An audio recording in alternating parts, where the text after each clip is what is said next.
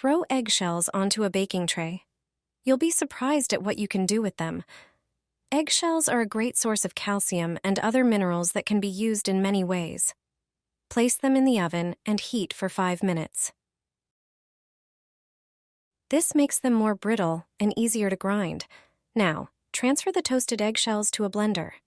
Add 1 tablespoon of salt, which acts as a natural cleaner. Then, add 1 tablespoon of laundry detergent, which helps break down stubborn stains. Blend everything until the eggshells turn into a fine powder. Your homemade cleaning mix is ready. Now, test it on burnt pots and pans. Sprinkle the powder on the scorched areas, scrub, and rinse. Wipe dry and see the difference.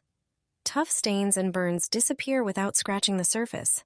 Your pan looks like new, and cleaning has never been easier. Try this method and forget about expensive chemical cleaners.